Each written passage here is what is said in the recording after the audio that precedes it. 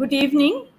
On behalf of Lady Study Group Kolkata, I welcome you all to this very special session on weaves across borders, the wonder of traditional handloom in South Asia and the challenges facing the industry. We have very eminent speakers, Ms. Laila Tyabji, Indian Indian social worker, designer, writer, craft activist, co-founder of Dastkar, and Padma Shri awardee. Ms. Bibi Russell,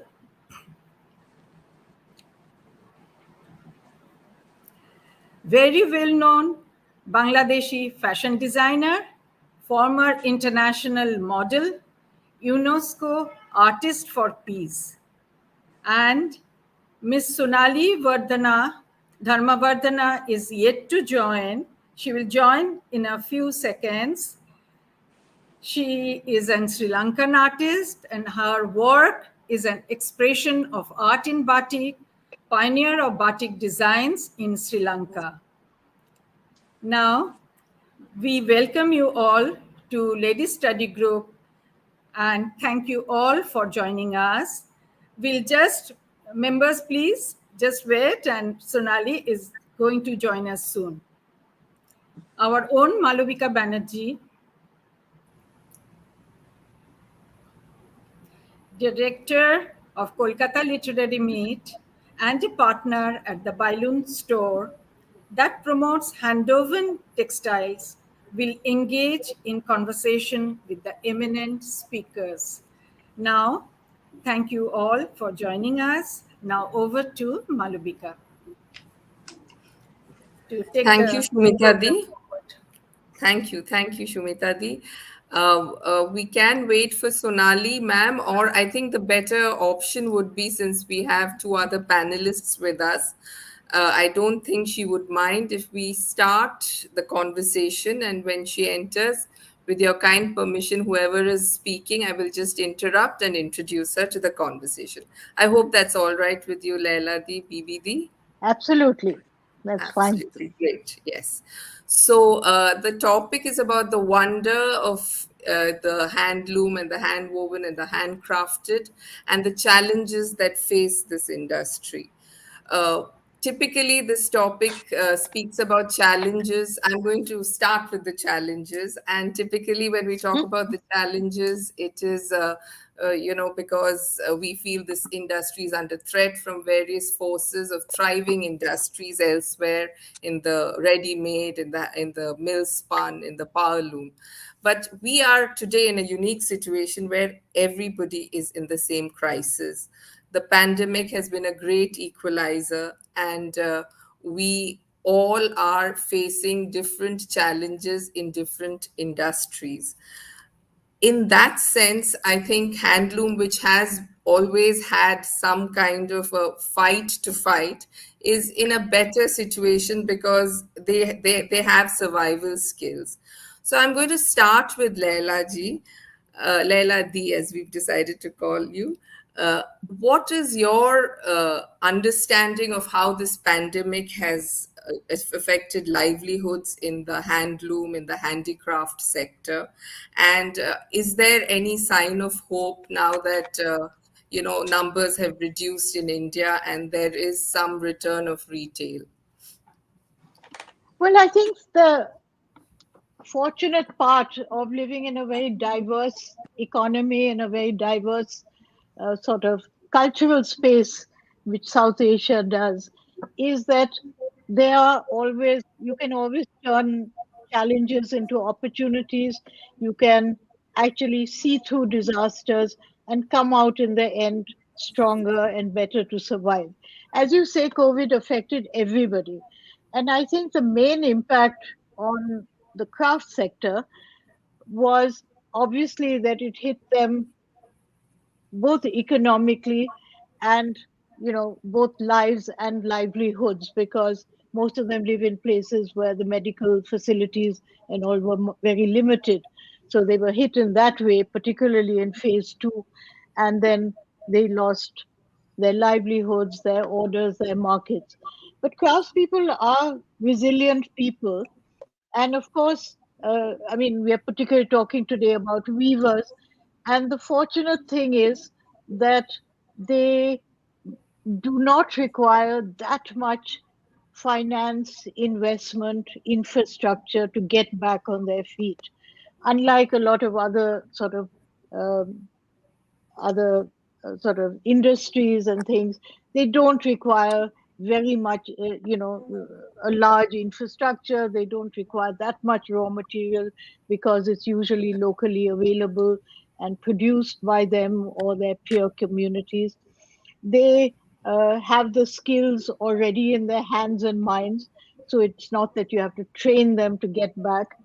And most of them are self employed, so they can take these decisions of how they want to start up again and how they want to resume and what they want to make in a way that perhaps is easier than if you were working in a factory or in a big sort of corporate house or wherever, where the dictates of the employers do come first. The negative side of that is that craftspeople don't have social security, they don't have insurance, they don't have provident funds. So that initial struggle is very difficult, but then they do come back quite strongly. Uh, I and Dastkar, my organization, have seen this after the Kutch earthquake in 2001, where villages and lives and everything were completely devastated, and within a period of 4 or 5 months there they were again, almost stronger than ever, because they had realized that yes, their market was to be outside Kutch, and that quality products sold better than the day-to-day sort of products.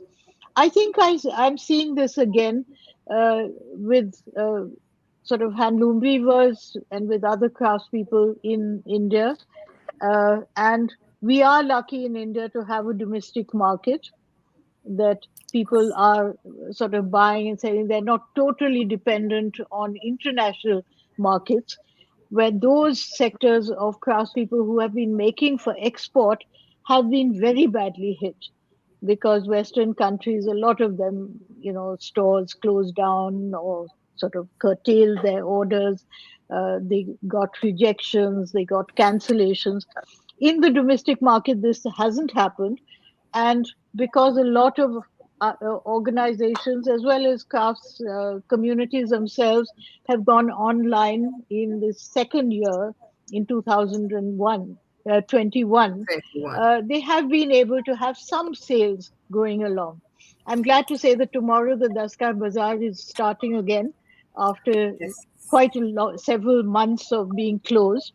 And we have over 120 crafts groups coming from all over India, and looking forward very much to meeting their customers again and making some sales. And that just gives that kickstart. As I said, it doesn't need too much to get them going. Yes. That's so wonderful to hear. So, Laila, hello, Sonali. Welcome to the show, the talk, the Hi. webinar. And we sorry, my apologies. We started a little ahead because we thought that would give you time to get everything sorted. So we're talking about the COVID pandemic and how it has impacted the craftsmen and the handloom weavers all over this region. I'm taking the same question to Yes. BB. So, Laila, Can't hear. Can't hear you. Can't hear you.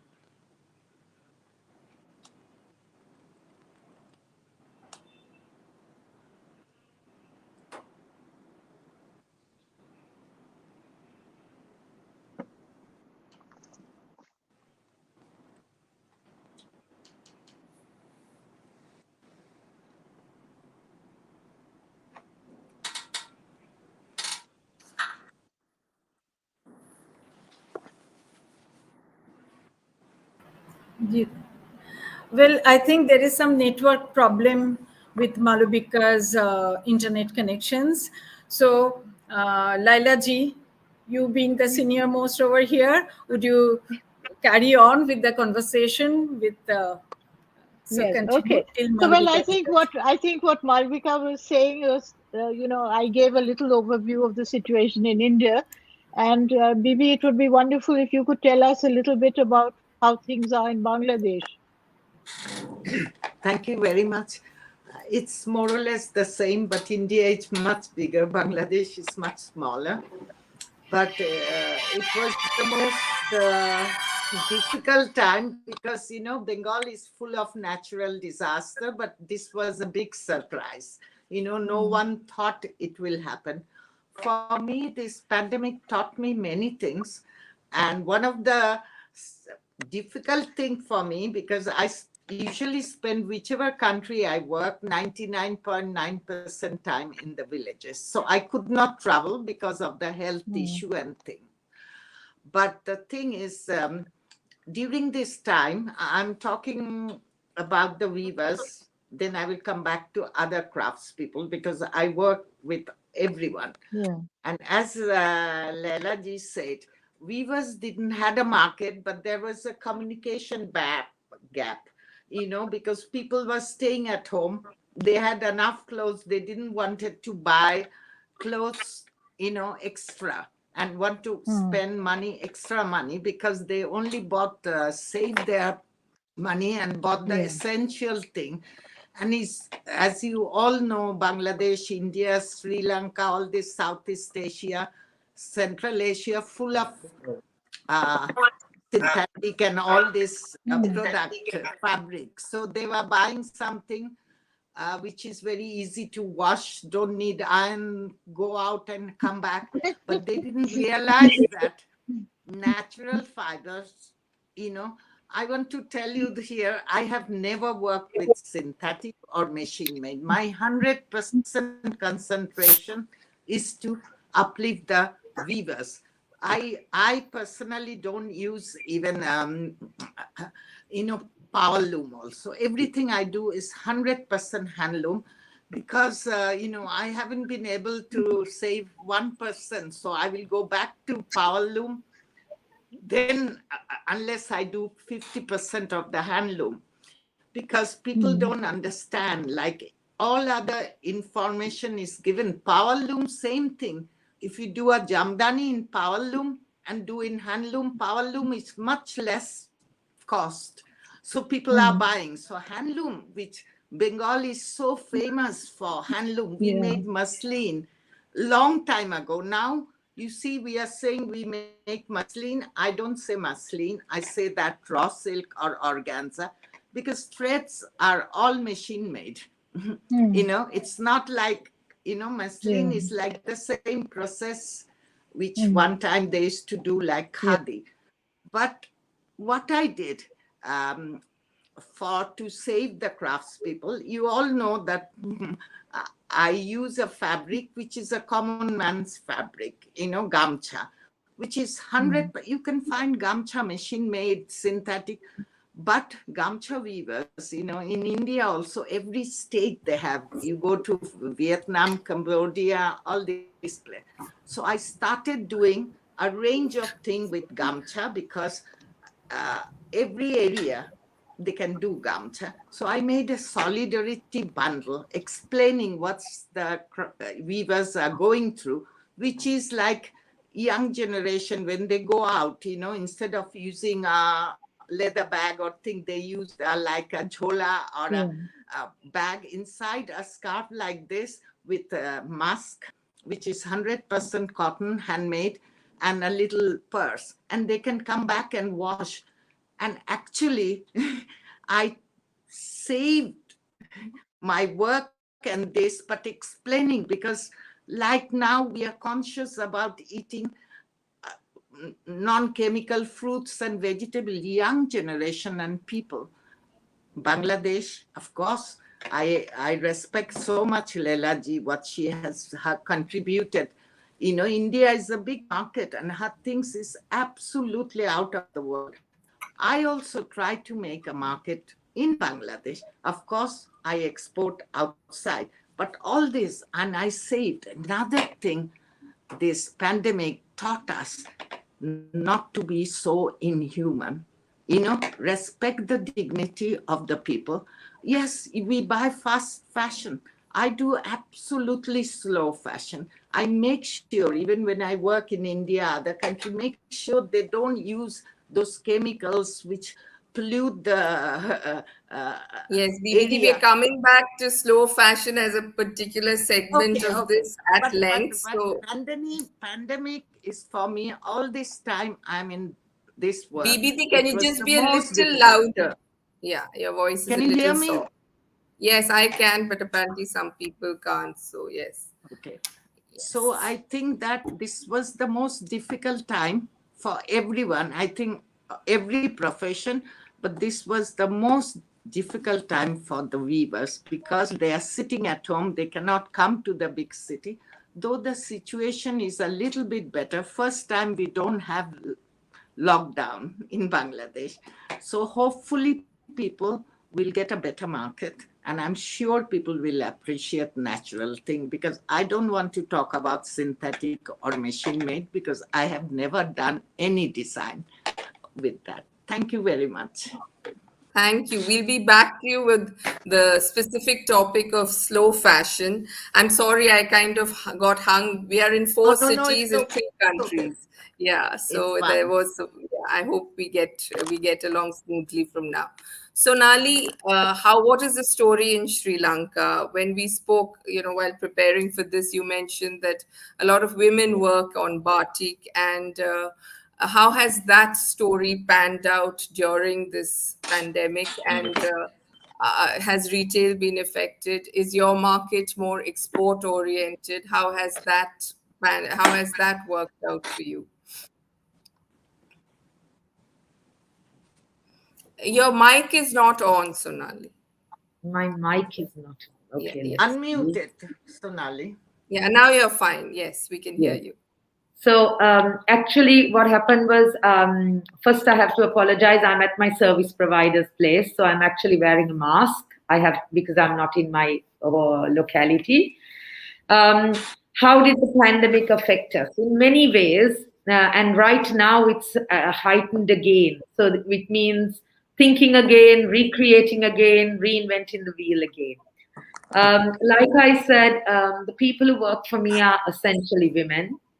And fortunately or unfortunately, they are virtually the sole providers of, providers to their homes and their families. So we had to think of something because batik meant coming to a workplace. We have like a workshop that we all assemble in because we need a lot of space. There's a lot of boiling and, a lot of things to do with drying fabric and so on and so forth, which they don't have the luxury in their little homes.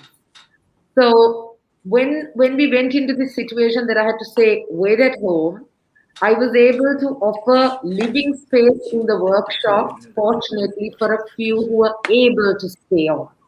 Not everyone can stay on. What was also beautiful, Malvika, is people at different socioeconomic levels, because of their challenges, their needs and their attitudes become different. But what was beautiful is because there was such a great need at the time, those who worked didn't feel, okay, we are working for everybody else and the others are in the luxury of their home. They gave their best, and we were able to do a new and a different line using fragments of fabric that were left behind from others, creating collections with patchwork of fabric that was there, um, new and different concepts of mixing two different types of fabric like the cotton with the silks. And so we were able to actually create a new line. It also meant that the girls understood how they came together, worked together as women. It was very interesting. They started growing things in the yard, so they were cooking off the, whatever was growing, and now we have like a lovely little vegetation in our workspace. Um, So and you're I had discovering new skills. That's right.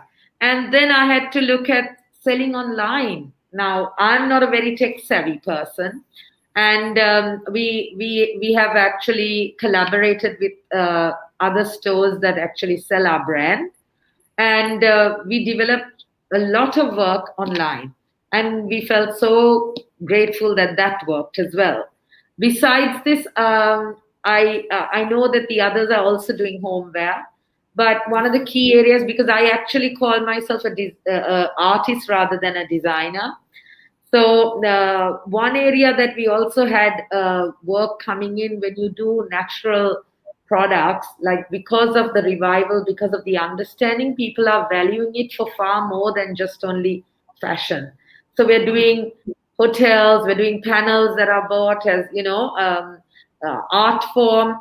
So it became very interesting, created new markets, and we are in a healthy, happy place. Although the world outside, sometimes the news and everything we see and hear does bring us down, the love of what we do gives us so much of joy. It's interesting you're talking about batik panels since we are a largely Kolkata audience. A lot of us would have gone to this resort out of Calcutta called Ganga Kutir. It was Right. designed by the eminent Sri Lankan architect Channa Daswate. And the main coffee shop has this beautiful ceiling work of batik, which is Yes. done in Sri Lanka. So there is a little bit of Sri Lanka in very close to Calcutta, and it's a really exquisite piece and very Right. different from the batik which happens in Bengal, which has its own batik tradition. Yes. So Yes. next time any of those who have tuned in, they go to Raichak, please do check out that batik ceiling work. It is absolutely exquisite. I think BBD has kind of left us in this whole No, no, no. revolving I'm door. getting back. I'm getting Okay, back. yeah, you're back. Okay, welcome back. So we spoke about the challenge first, but I thought, a lot of our members at the Ladies Study Group are quite young.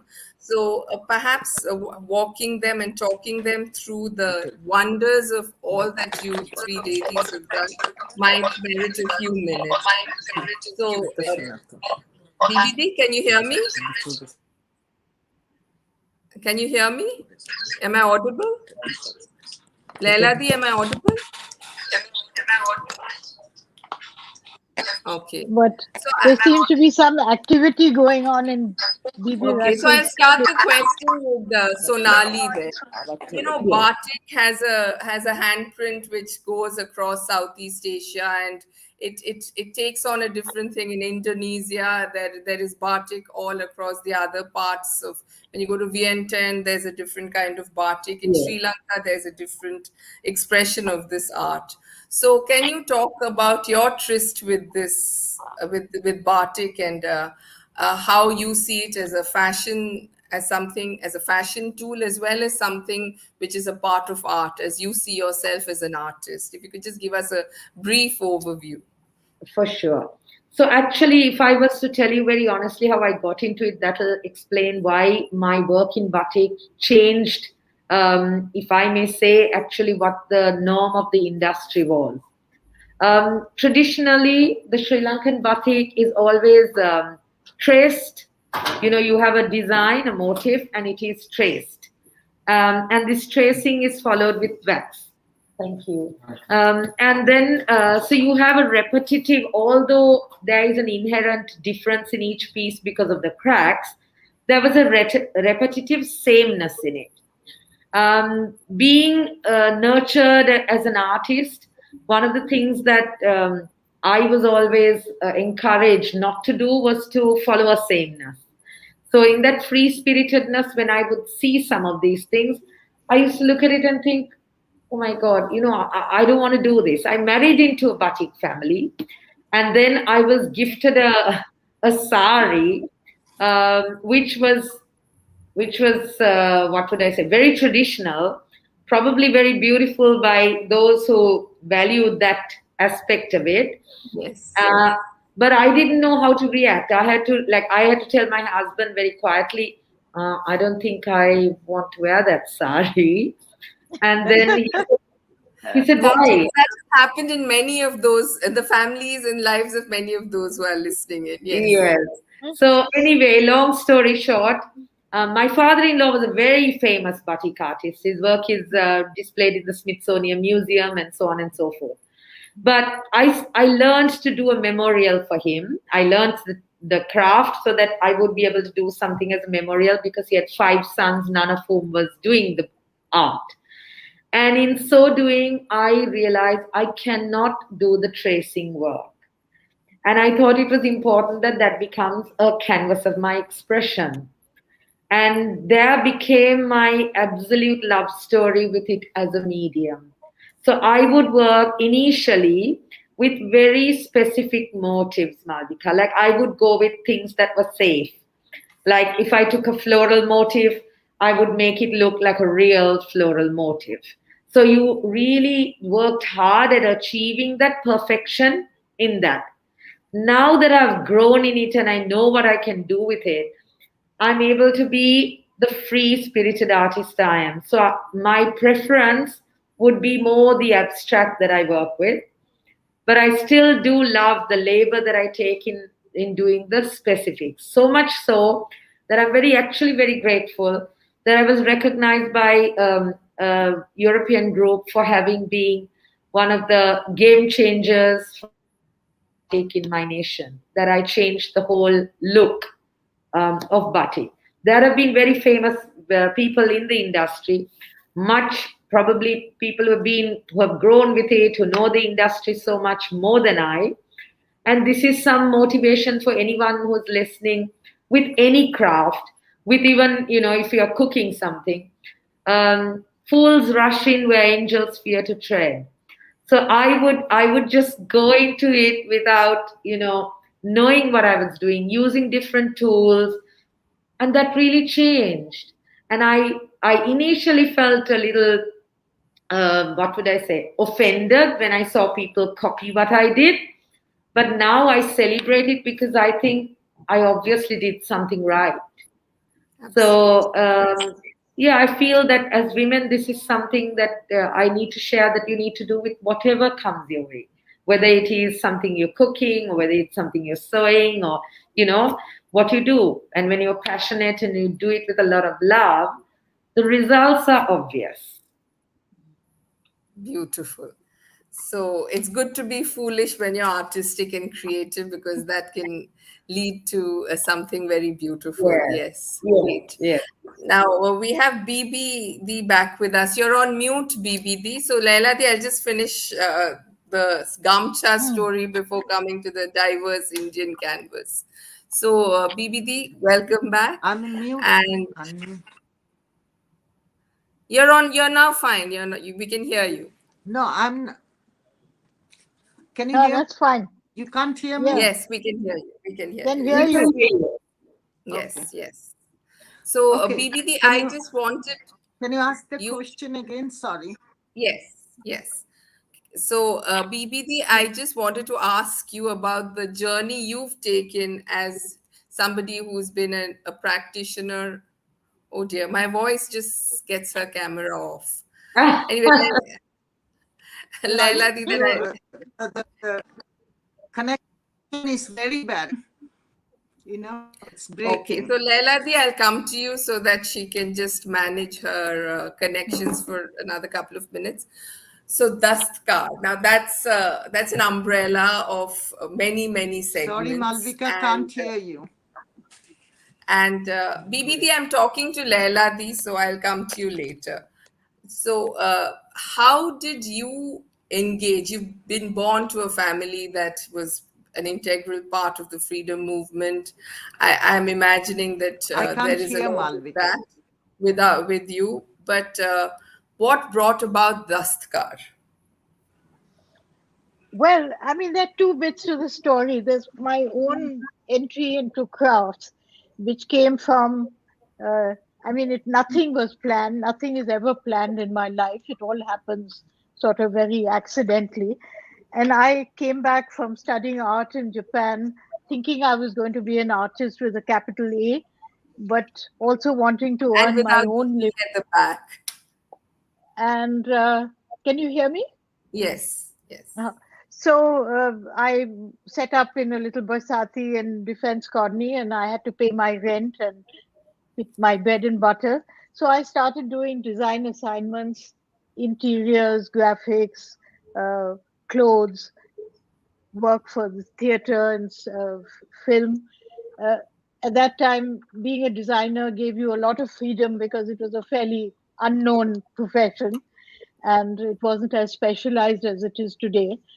And I gradually discovered that I loved working on projects with creative people rather than machines. So I worked a lot with carpenters and tailors and, gradually got into crafts.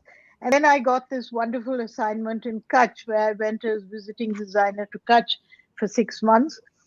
And that really sort of opened me up because otherwise, though I loved, as I said, working with people, it was always the product, it was the end result, which was, as an artist and as a designer myself, that really involved me.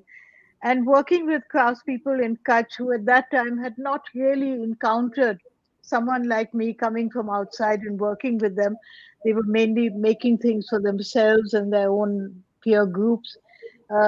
Was quite novel for them, and it was certainly novel for me because I met people who were extraordinarily skilled but had never actually worked with a scale drawing or even actually seen a photograph of things made by other craftspeople, sometimes even their forefathers, because they couldn't afford to keep samples. They had no sort of photograph albums. They hadn't been to museums or seen coffee table books. So, in a way, I was introducing them to their own cultural heritage.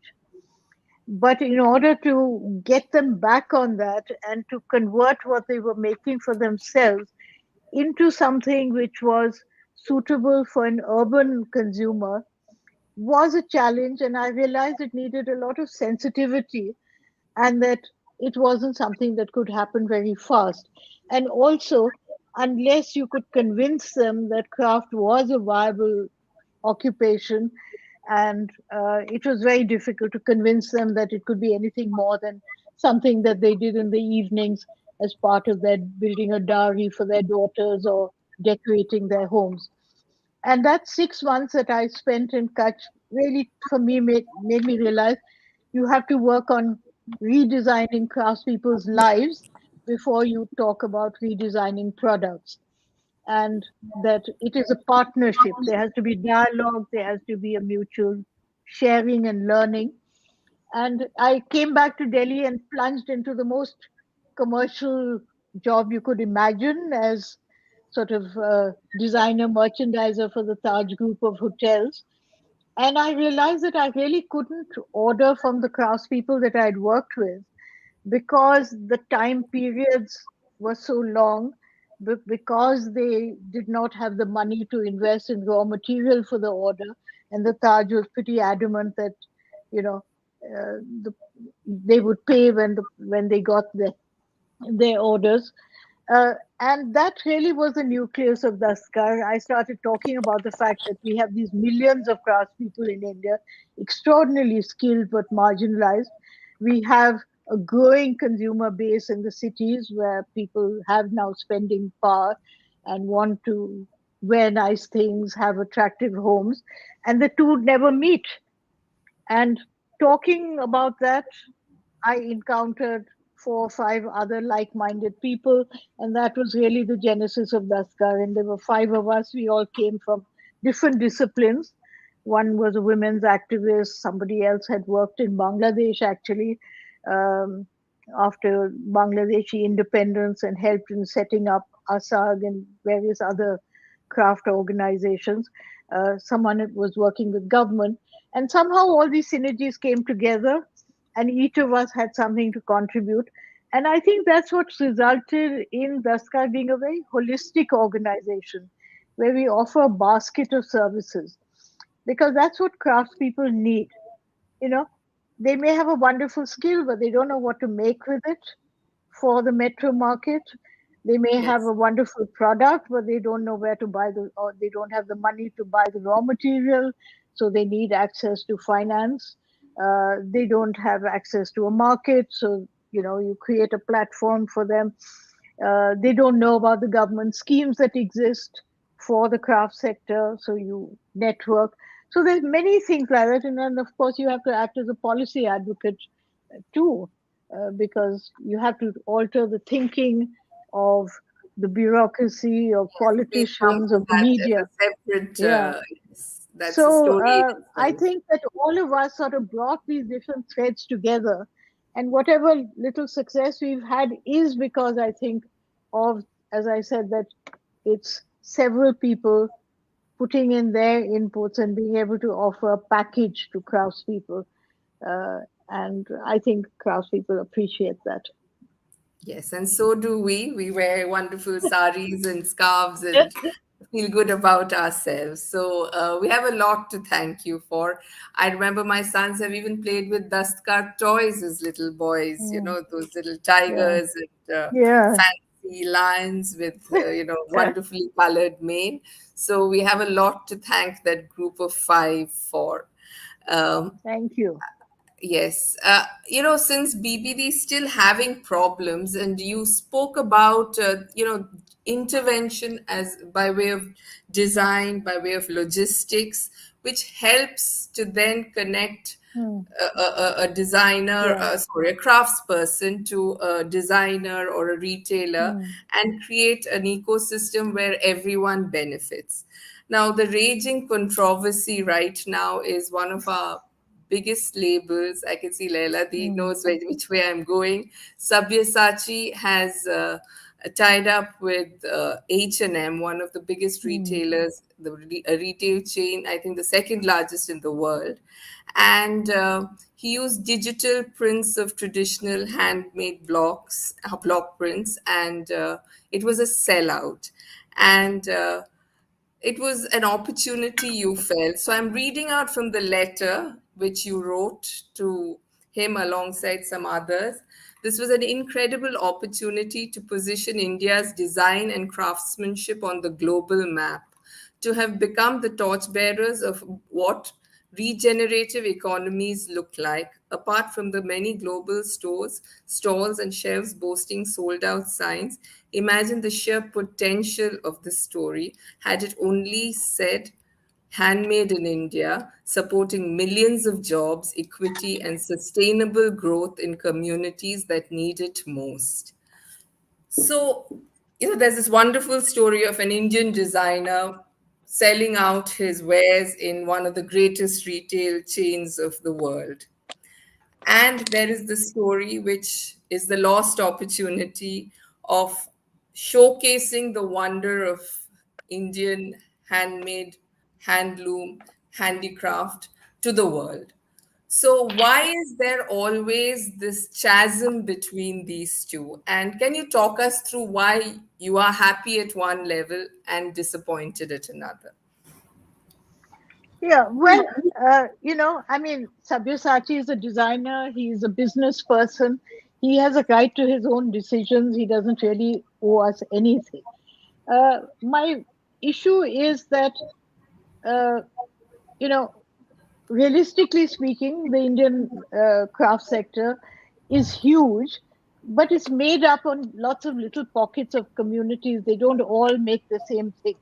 So I think it would be unrealistic to think that if HMM came to anyone, not just Sabyasachi, but Dastkar, and said, "I want, collection with thousands and thousands of pieces," that hand block printers would be able to supply that in the time frame and the quantities required.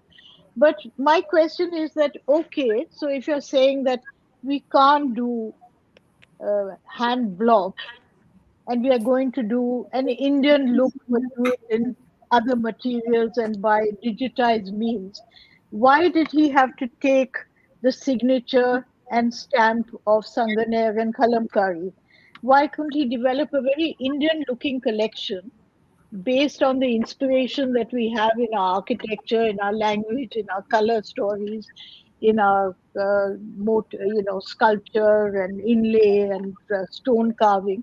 Why did he have to kind of have something which looked as if it was a hand block print and which was part of the USP of an existing crafts community and sort of copy it. I mean, I feel that there are many ways in which you can go if you want to do volume in India.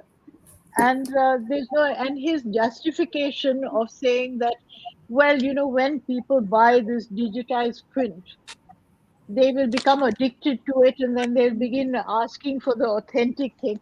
Frankly, I think that's a bit of bull because You know what it I don't, reminds me of as a Lit Fest uh, organizer? It's somebody telling me that if you read Chetan Bhagat's book, in another yeah, 3 years, you will be reading Dickens and Tolstoy. Joyce Yeah, and yeah. Tolstoy. It actually never I happens. think this is so wrong.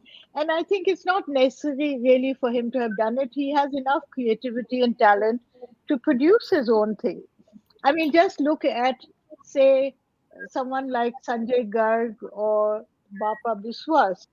They have developed a whole new motive vocabulary for themselves using the tradition, but making, I mean, I just saw some designs of Bapas of, fish and water and things, which, I mean, they're unmistakably Indian.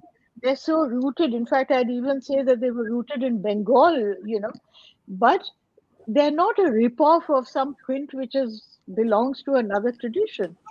So I think there are lots of ways, and I think that's why we are disappointed with some. We have people, Shefali Vasudev was asking me today, she said, why is everyone so upset with Sabyasachi when so many other brands and, whether it's West Side or whatever it is, are doing similar things. But I think it was because the expectation was there from him to be a bit of a crusader and to know that he's capable of doing it. There was no need for him to take this shortcut direction. Having said that, I also feel a great frustration that whether it's the design community or whether it's the merchandisers or whether it's, the people like me who work in the craft sector, that we don't realize that our advantage in India in having so many millions of craftspeople is not that that we should be encouraging them to make millions of pieces exactly the same. Our advantage is that we have skills, hundreds of skills, thousands of skills, all looking quite unique, that we have craftspeople who can make each piece look different. And why aren't we selling that? As many other countries in Asia and China and Japan and so on are doing. They're not Absolutely. making little itty bitty, Christmas tree decorations. They're using their skilled craftspeople to make unique value added products. And that's what we should be selling. We shouldn't really be selling to the chain stores and these global brands because it's so scary. I mean, HMM may be buying Sabyasachi this year and Sanganeri block print lookalikes this year, but next year they'll want something completely different and they may go to some other country for it. So Absolutely. let's not pin ourselves. We are so lucky to have domestic markets.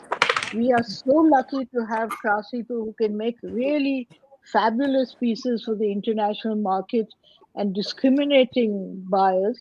We don't have to go this uh, sort of, you know, chain Slightly store change direction.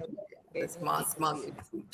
BBD, this is a good point where Laila is talking about chain store fashions and the eternal and often annoying question, what is new?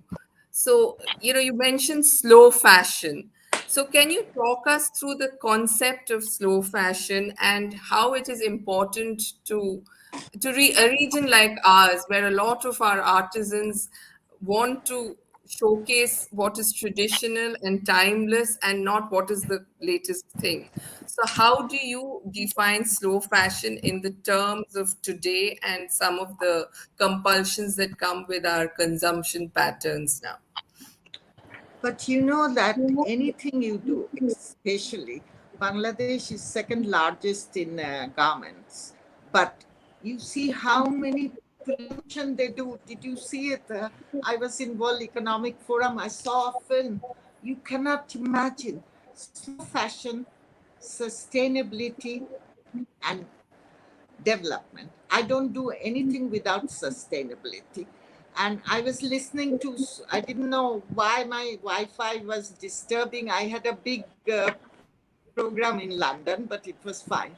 I was listening to not the whole, a bit of Laila Ji's thing. But today I was discussing, I had so many people send me messages for H&M with Sabasati, but that there are so many things you can do digitally. I want to tell, but you don't have to do. I wouldn't like someone, uh, I look at Laila Ji, she's looking so beautiful with her traditional sari. That can be here, my inspiration. I'm not going to do exactly that thing in digitally. It can be done. And cut the price one third. People are going to buy that because, our part of the world, I want to say this, Malavika, very important. After agriculture is our main, then is craft, all kind of craft Absolutely. with This is something we everything forget you often. do with hand. But people don't know. People don't know that craft is the second largest occupation.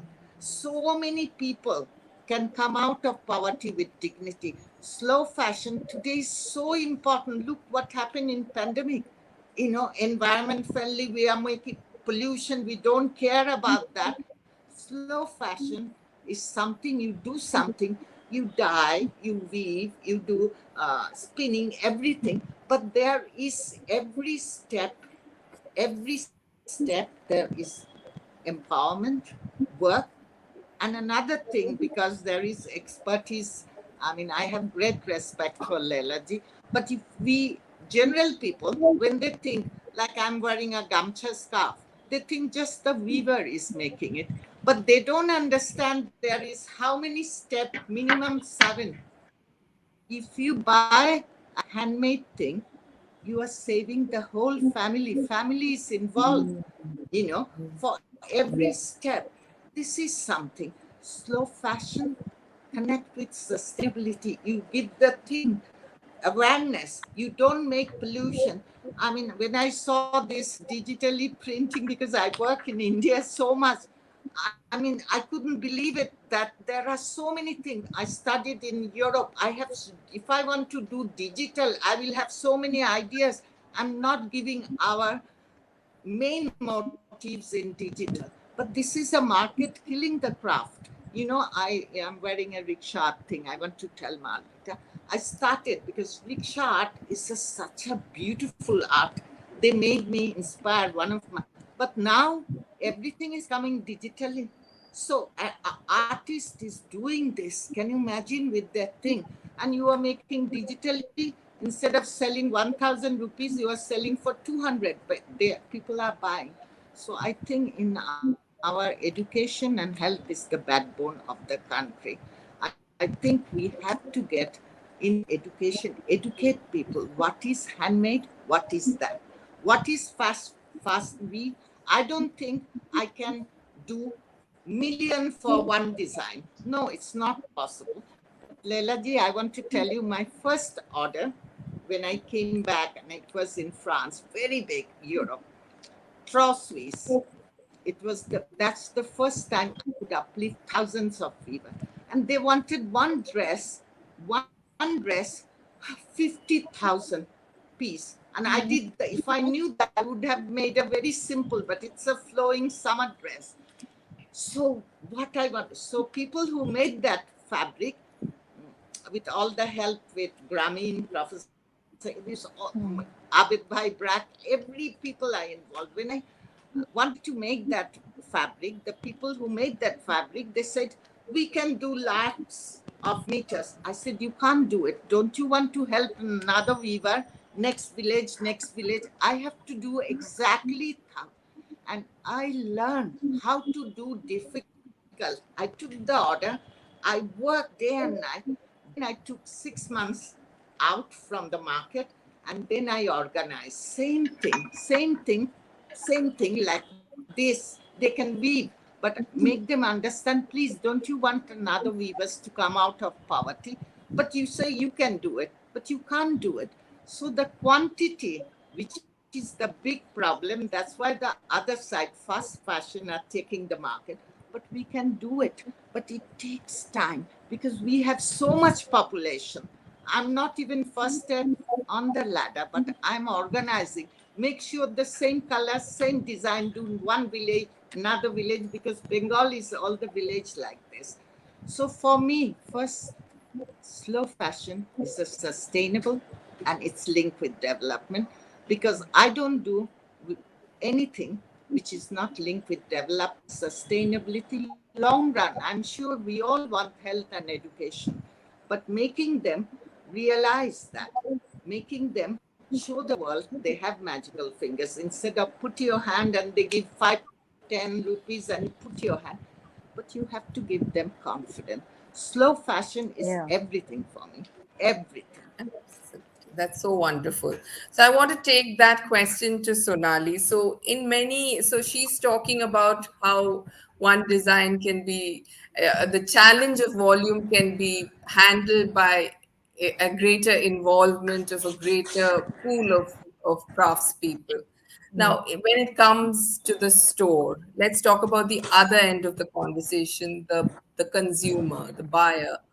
So, how do we teach a new generation and indeed ourselves that you can wear a trend, but isn't it better to wear a belief, a system, and a tradition? So, how, as a batik practitioner, do you try to engage the younger generation with this idea of wearing an ethical idea of fashion? Um, to be honest, Malvika, I think Colombo, and I don't think I am just the hero of this whole concept. There are a lot of other batik artists who have contributed to that. Because of us making it very topical, very trendy, and very different to what it was traditionally, using the process which is traditional, using the medium which is traditional, and still moving to cater to what the young people would want. We have seen a whole revival of this batik art and a trend in fashion. So much so that now there are so many artisans working. But I have to be honest, I don't know whether people are buying it with that whole soul commitment to it being, I'm buying somebody's work of art. I'm buying a craftsperson's effort. I don't know whether that is the reason why it's happening, because when I meet people one to one, I notice that it's more because it is a trend.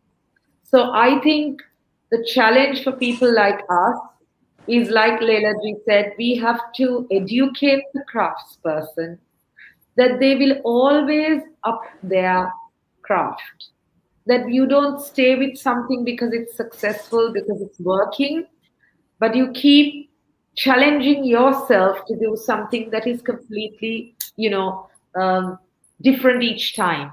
It may be a color story, it might be a motif, it might be whatever in the collection, but you keep doing something because of sustainability. It is what their livelihood. At the end of the day, we are not all doing this because some of us would do it because we love what we're doing, but we are also trying to help people to look after their families, raise children, develop themselves. So, for that reason, I think that sense of education needs to be passed on to them. And it's been a slow process, but I think I'm seeing that positive energy among a lot of the craftspeople. But Sri Lanka is a tiny drop in the ocean. So for us, it's a smaller community to work with. I'm in awe of people like Bibi and Leila ji, with the numbers you work with and the number of lives you all are changing. But even in a small way, this was something I think that really impacted and changed that whole attitude. And to give credit, in spite of having all these big names that do these printing and what have you, there is also a whole group of young people today, because of the education, who are looking at the environment differently, who are looking at actually supporting things that are sustainable. So that's a positive one. And I think we need to like actually give them some sense of accolade for that so that it actually motivates more to be like that. I'll just, I was reminded of something that came to me when at the initial stages when I started batik. I used to do some work in the garment industry. So I'm very much one of those culprits that Laila G and Bibi are talking about because we work for yes, we work for retailers like H&M and the like. So one of those customers was a US brand, which you can imagine the numbers were huge, and they were essentially lingerie. And they were doing phenomenally well. I'm not going to mention the brand. I'm sure you will know who I'm talking about. They were probably the biggest, the lingerie brand in the US. And these guys would want anything and everything to have a new collection or a new range to tease, to excite their buyers. So I went for a presentation with my work, and I was wearing a sari like this, a batik sari. And one of the people said, why didn't you think of doing batik on one of our thongs, like on one of the panties? And I thought, I think I would have been so overwhelmed and taken up with the opportunity. And I thought, I can do some samples. I never thought of the numbers. I remember coming back and my boss asking me whether I'm going to work for the rest of my life doing batik for that one order, because you are talking of 10 million panties, 10 million. So the option that they were trying to exercise was the digital option. They said, okay, we'll take it, we'll digitize it. This was an option. So I was actually, I didn't know whether to be happy or whether to be sad, because there was a conflict in me. There was a side of me that felt very proud that, oh, something I did was accepted and they were going to use it anyway. So I wrote to them and asked them whether they would give credit for Sri Lanka on the design, which they refused. Then I was able to convince them that they had a direct catalog, which meant smaller number of pieces, and which also gave me the liberty of saying, okay, this was exquisite, exclusive, and we did 100 dresses, evening dresses in silk batik. And it's something I'll never forget. It was an amazing opportunity. It was only 100 pieces, nothing next to what the other business would have meant in terms of rupees and cents, but this meant everything to me. So I also through a process shifted my view of things, and that I wanted to share that because there is a moment as a human being. There's a moment you see that Like a moment of epiphany, basically. Yes. Yes. But that's an amazing story, and the mind boggles at batik thongs. So Yes. fantastic. Now, the other thing that Laila Di was talking about, you're on mute, Laila Di, and I'll put this question across to all three of you, which is policy, government policy towards handloom, handicraft, the handmade. What would, if there's one good thing that has happened, all our countries are at reaching different landmarks. Sri Lanka, I think, is also headed for 75. We are, and Bangladesh is at 50. What is the one thing that you would like to see happen in policy that would help? I'm requesting all our audiences to be with us because we've had tech problems. We're going on for a little more with Shumita Di's kind permission. So Laila Di, what do you think government policy should be within the crafts community, and also creating a regional interaction and trade between South Asian countries who actually enjoy the same kind of traditions? You're on mute, Lailadi. You're on mute.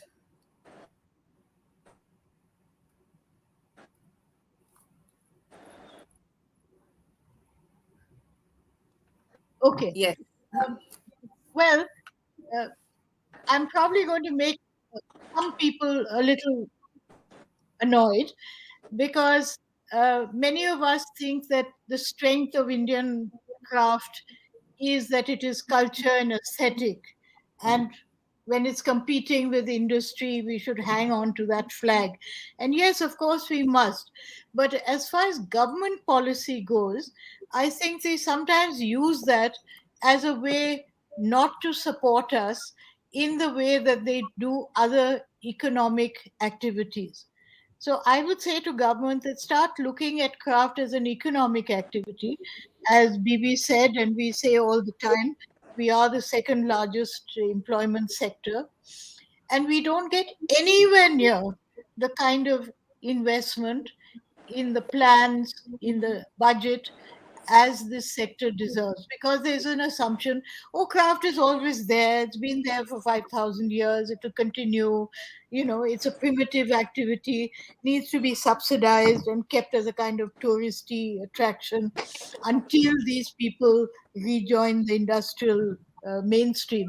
And I think this is so short-sighted, because actually I think the contribution of the craft sector can be massive. It is something, it's a unique asset that we have in this country, which no other country in the world has. Everyone is coming, trying to copy India, take Indian craftspeople. China is stealing our Banarsi weavers, our Yes. Kolkata chappal makers, our bangle makers, our bindi makers, and having them replicate this in China and then re-exporting it to India. And somehow we are so short-sighted that government just doesn't see this as an asset. They think of this as something, a primitive industry, which we have to keep going because there's so many millions employed in it. To me, actually, it's the one gold mine that we have at a time when we're still trying to catch up with the rest of the world in so many other things. And as we have proved over and over again, and Dastkar itself is an example, that it needs minimal investment to make a crafts community turn around and be sustainable. And so I would like people in government to look at the craft sector in a new way, not just as culture, not just as tradition, but a very dynamic part of our future. The other thing that I'd like to ask them is to sort of rediscover craft, not only for themselves, but for a new generation that is coming up.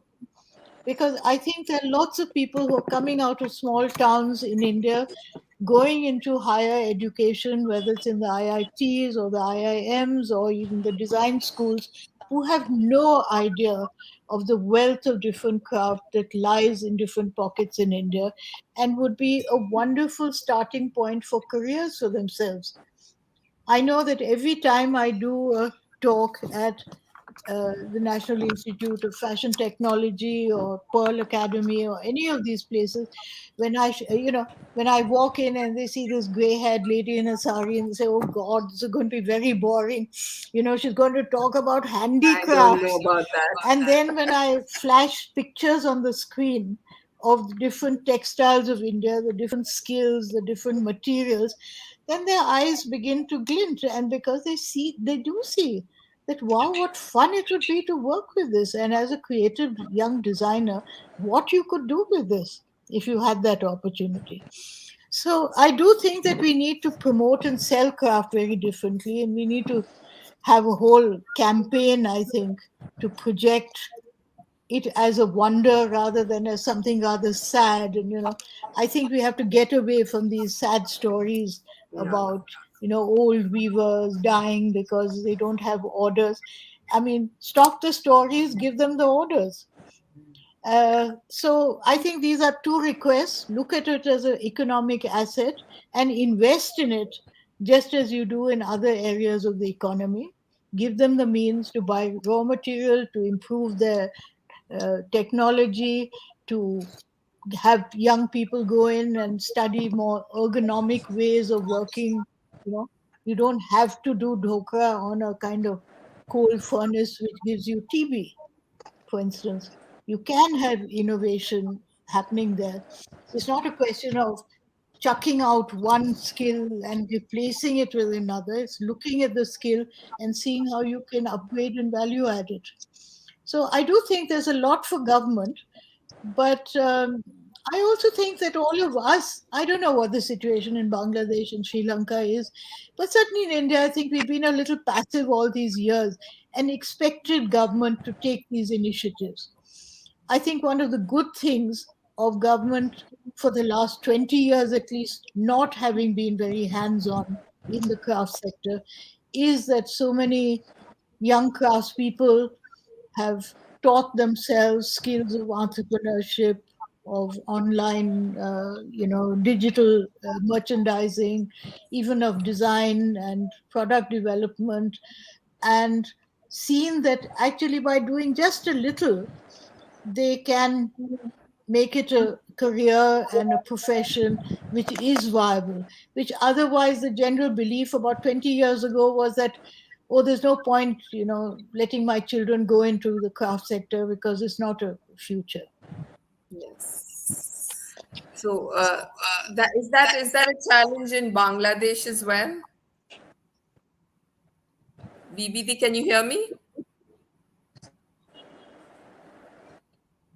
Yes, I can hear you. So is this a challenge, the Can new you repeat the generation not question? taking? Yes, the new generation of Uh, craftspeople, is it you is know that it happening?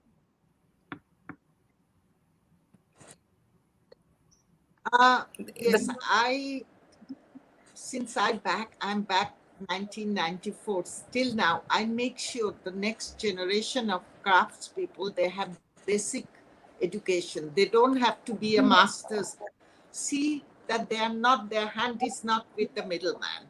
So they can take a order. So many times they come to me that please, they haven't paid me. I said, I cannot fight even if I know you don't have a receipt, you don't have anything. So I make sure basic education is there. I give them knowledge. There is, I created with the support of UNESCO, Queen of Spain, Fashion for Development.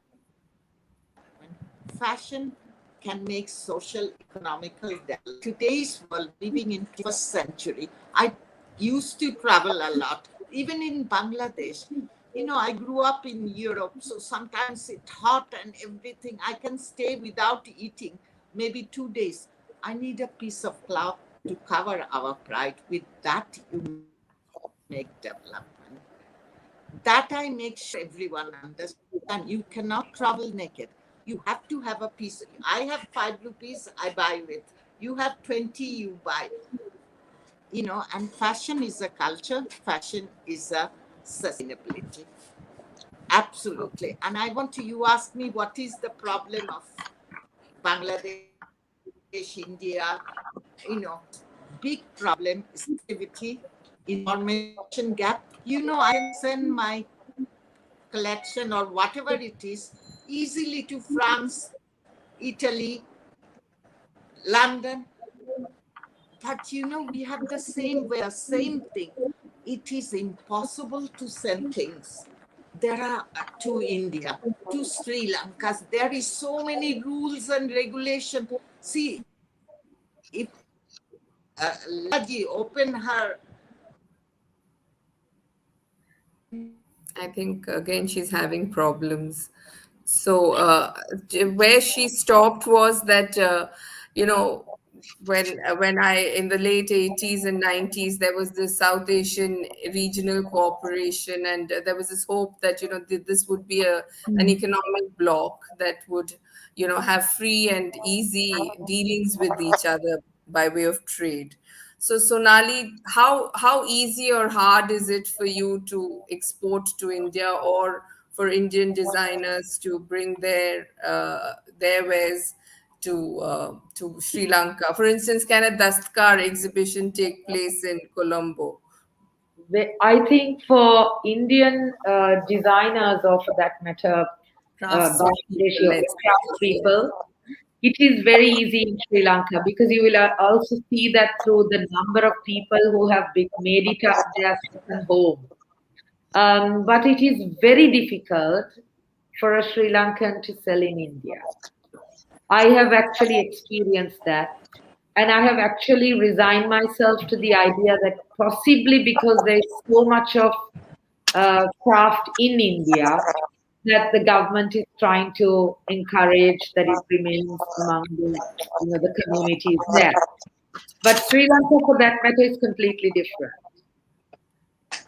Am I clear, or I is there? feel this is so Yes. short sighted because I think that the crafts of all our countries are so different and they would Absolutely. really Yeah, benefit from each other.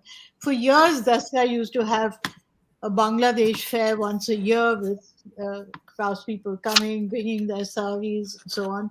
Used to have for I think at least a decade. We used to have an Asia Bazaar where we had craftspeople from Pakistan, Bangladesh, not very many from Sri Lanka because we don't have many contacts there, from yeah. Nepal, from Bhutan.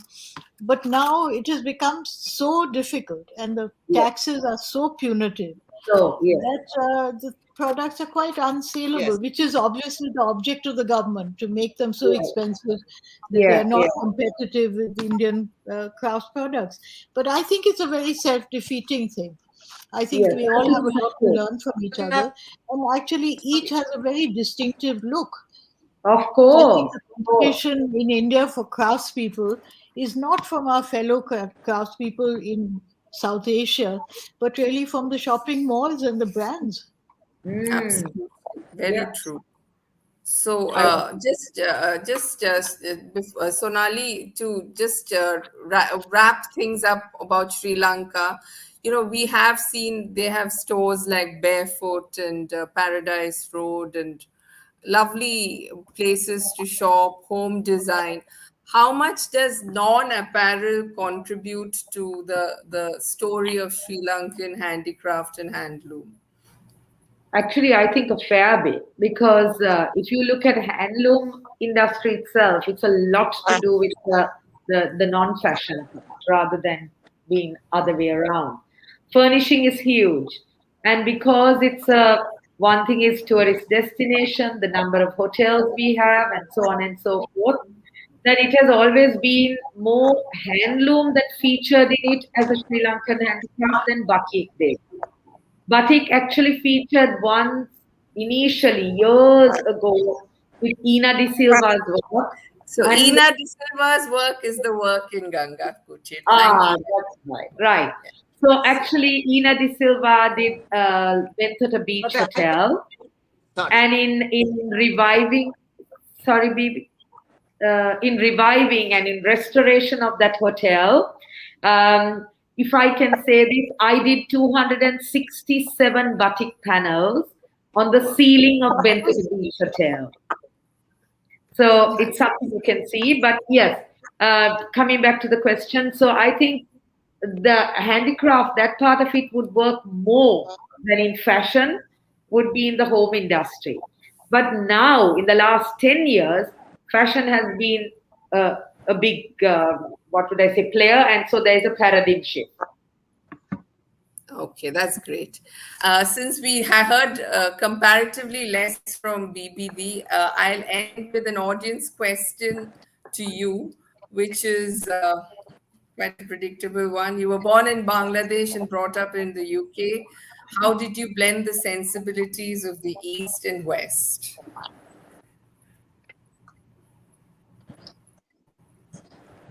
Well, I was born in Bangladesh. My childhood is in Bangladesh. I went to a Bengali medium school. I think everyone growing up, my 2 feet are in the ground because my first education is at home. Absolutely. Bengal is full of, we have 6 seasons, full of color, music, and everything.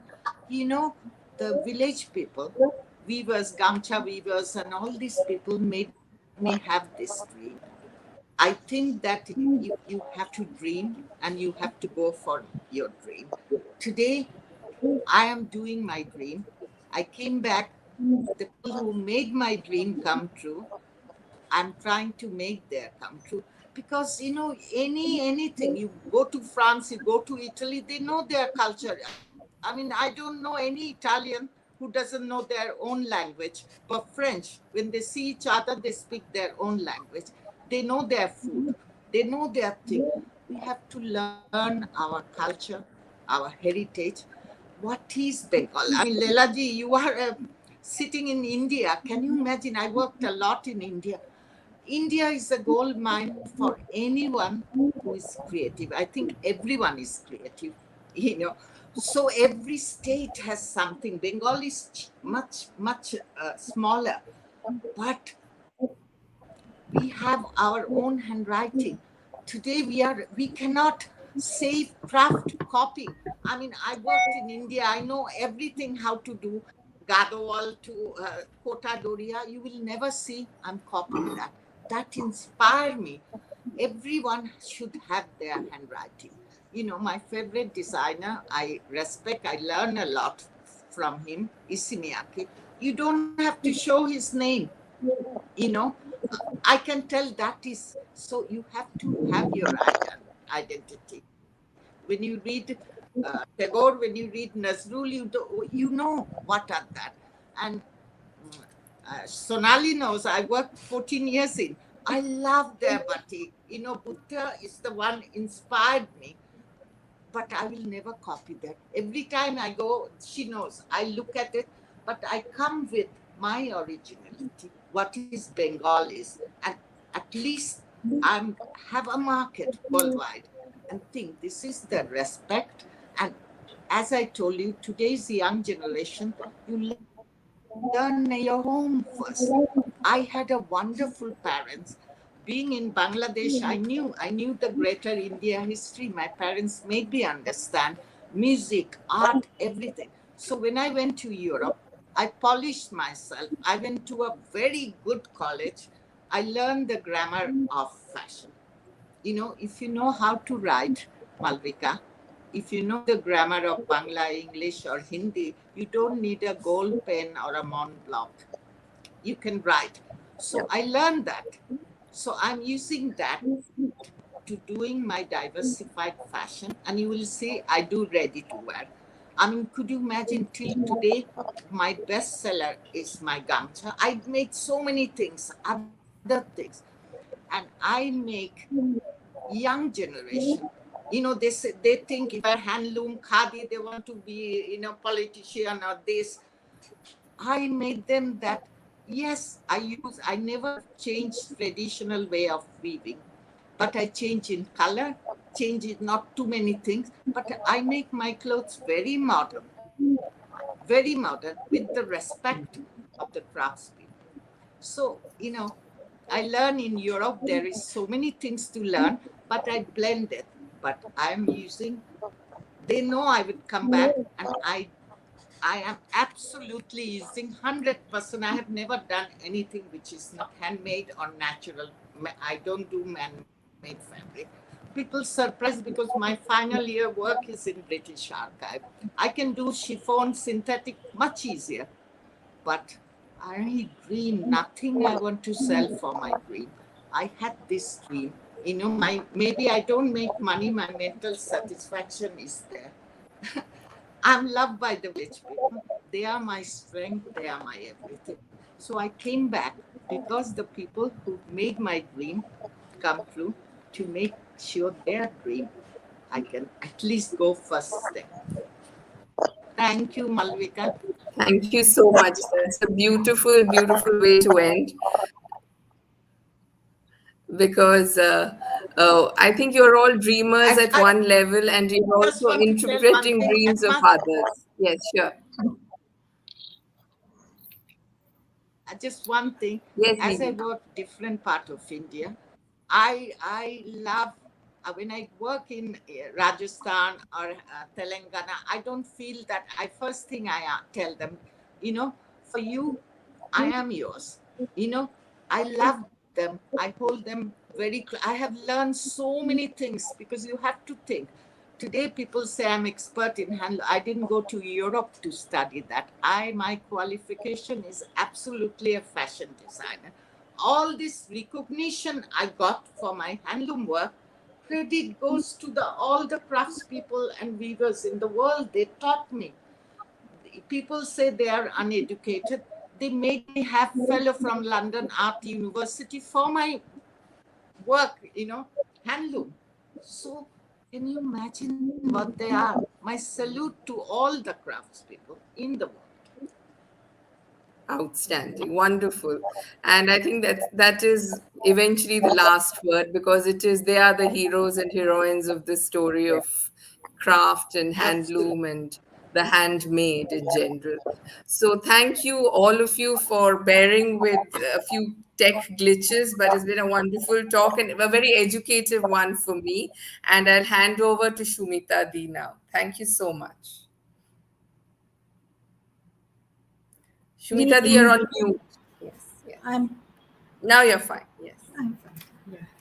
Thank you for engaging in a very enriching talk on revival of handloom sector. Handlooms are the warp and weft of India, Sri Lanka, and Bangladesh. Our culture and aesthetics are rooted in its threads.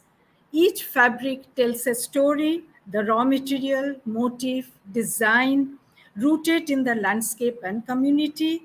Each of you have shared your vision for reviving our handloom heritage. There is a hope and a great revival story unfolding in country's handloom industry, thanks to our spirited youngsters who want to go back to their roots. Now, I request our Vice President, Sucheta Mayer, to give the vote of thanks. Sucheta. Good evening to all. It was a lovely talk. I didn't want it to end. A huge applause for our celebrated fashion activists and designers, Bibi Russell ji, Laila Tyabji, and Sonali Dharmawardhena. Your initiatives in building and reviving crafts is incredible in saving our handloom heritage. Bibi, your relentless work towards passion for development is greatly appreciated. You sure have created the Gamcha magic in your own handwriting. Laila ji, we deeply value and are grateful to your continued efforts with weavers. Evidently, Dastkar is indeed a popular hand-woven fabric brand. Sonali, your creativity in heritage craft batik is admirable. You have passionately given the craft a truly contemporary look. I myself, being involved in the sector of textiles and batik, feel you all are optimizing the potential of the weavers and the craftspeople, and hopefully we should continue to do this together. It's been sheer pleasure hearing you all. Thank you, Malavika, for wonderfully moderating the event. And now, over to you, Sumita Di. Well, on our request, the esteemed speakers have very kindly sent video presentation of their work. To appreciate and understand their work, we will end today's program by showing the video presentation to you all. And members, do send us your feedback. Thank you all once again.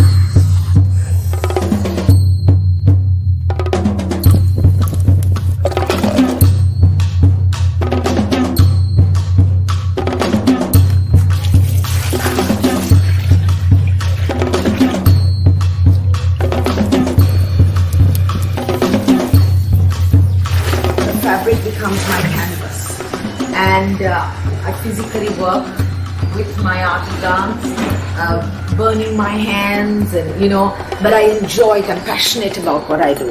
So when they buy a piece, they're buying an entire story. Batik is a heritage art, and I think there's a revival. My staff, except for one person, is essentially women. Women have actually put Sri Lanka on the map. It's so hot. People don't understand. On the face of it, you see this beautiful couture piece that is out there. But it means burnt hands. When I look at my worked hands and I think, these are hands that have done so much of amazing work. This is behind the scenes, and it's my pride.